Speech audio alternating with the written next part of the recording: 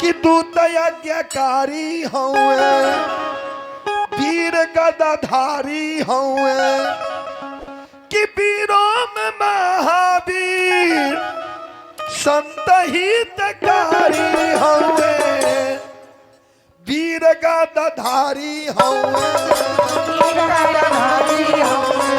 दूत यज्ञकारी हउए, वीर गदाधारी हउए, दूत यज्ञकारी हउए, वीरों में महावीर संत हितकारी हउए,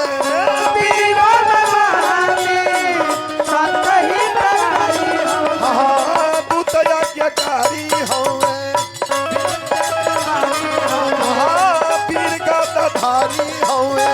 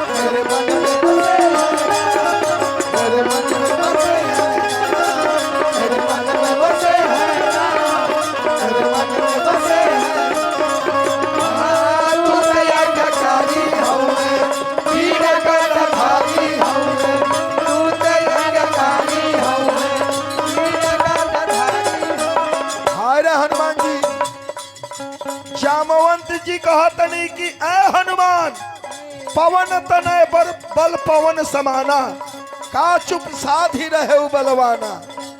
तोरा मालूम बा कि तोहर अवतार काहे खातिर भइल बा?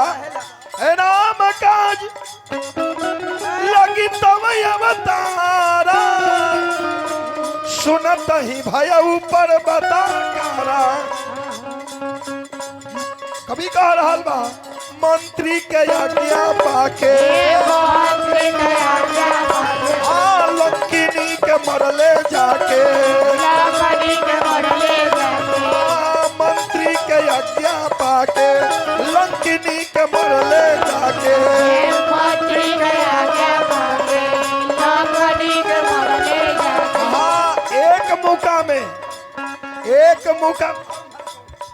एक मुका जब हनुमान जी के लंकिनी के लागल तो राक्षसी प्रवृत्ति लंकिनी के बदल गई और का करे लागल? लंकिनी संत बन गई, सत्संग सुनावे लागल, हरि गुणवा गावे लागल, सत्संग सुनावे लागल, प्रभु गुणवा गावे लागल, सत्संग सुनावे लागल, हरि गुणवा गावे लागल, सत्संग सुनावे लागल, प्रभु गुणवा गावे लागल। राम जी के दास खास राम के पुजारी हुए, राम जी के दास राम के पुजारी हुए, राम जी के दास खास राम के पुजारी हुए, राम जी के दास राम के पुजारी हुए, तू तो यज्ञकारी हुए, वीर गदाधारी हुए, तू तो यज्ञकारी हुए, वीर गदाधारी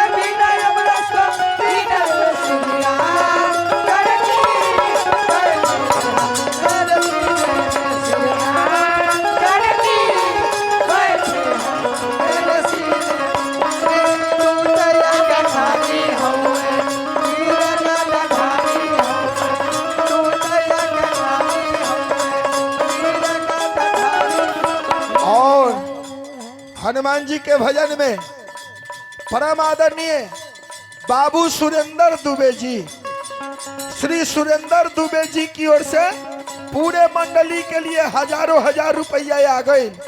हनुमान जी से प्रार्थना करब, हनुमान जी सुरेंद्र भैया के परिवार रूपी फुलवारी के अखंड बनावे, साथ साथ इनके परिवार, इनके सर्व मनोकामना पूर्ण करें।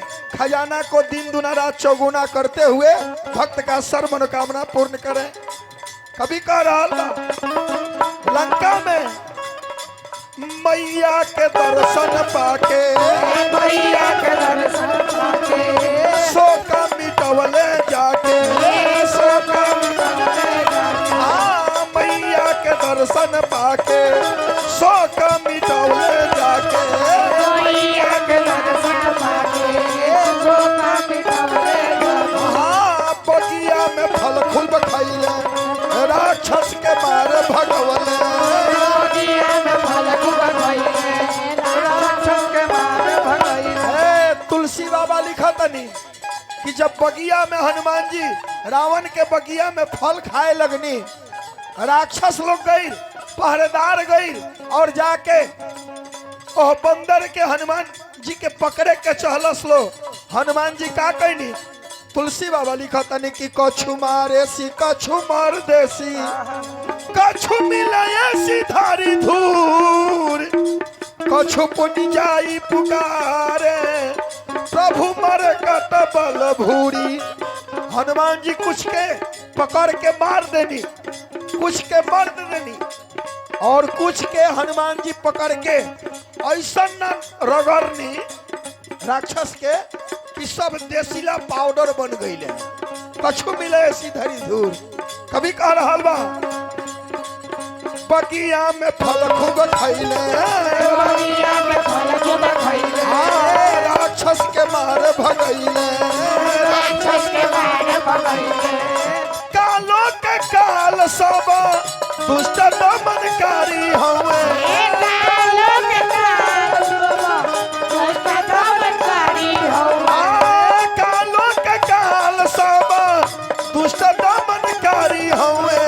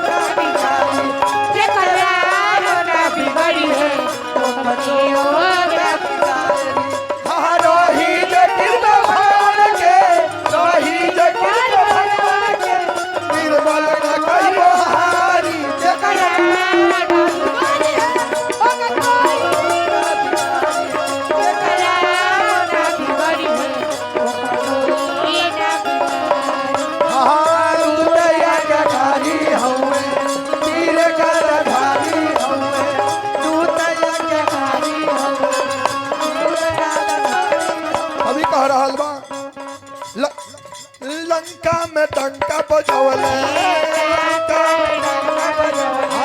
सोनावा के लंका जरवले, लंका में डंका बजवले।